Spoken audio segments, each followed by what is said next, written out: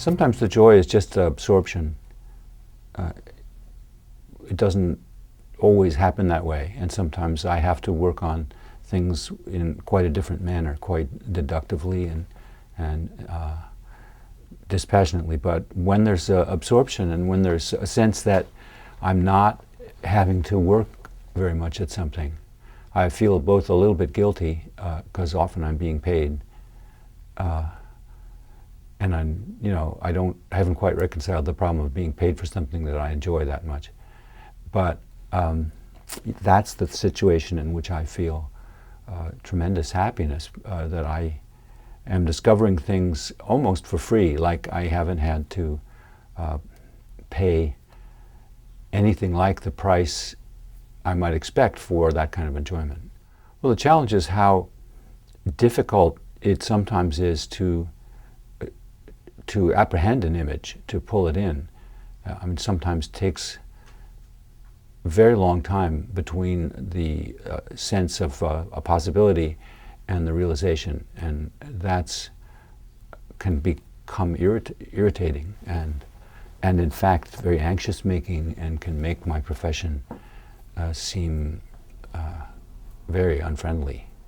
Often this sounds more composed than it is, but often by waiting it out. That's never a decision, it's only a submission to just realizing something can't be there when you want it to be there. Often I would say it would be, say, invited somewhere to present vocal music, probably because there are a couple areas where I've made an unusual investment of energy. One is one that's not visited too much by composers of my sort, that is, let's just say, fairly demanding kind of concert music, and that's music for chorus. And I've written a lot of music for choir, most of it in the last decade and a half. And it's become very interesting to me, the whole issue of communicating with the choir and how their mentality is more like a sports team than other kinds of musical ensembles, and the dynamic, the investment they have to make, the difficulty, the sense that they have to hear the notes out of their ears without any apparatus. This is dramatic to me, and so I've become very engaged by chorus.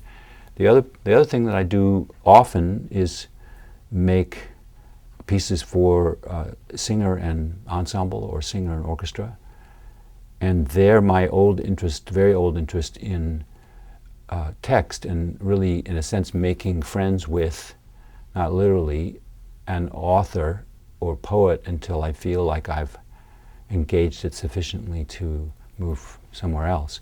So often my experience has been to work with a certain author's text more than once until I get to the point that I feel that I've apprehended something of it.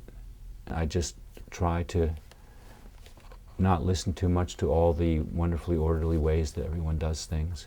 I've decided everybody works differently, and the fact that I don't have any routine and never have had, I've just kind of given up worrying about that aspect of it.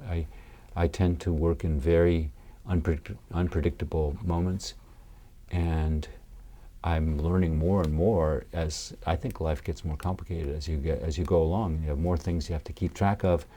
I'm learning to honor the very brief moment that something might happen. I've gone through periods where I know I'm writing just to keep going, but I don't think I'd be psychologically capable of not doing anything. I probably will just write a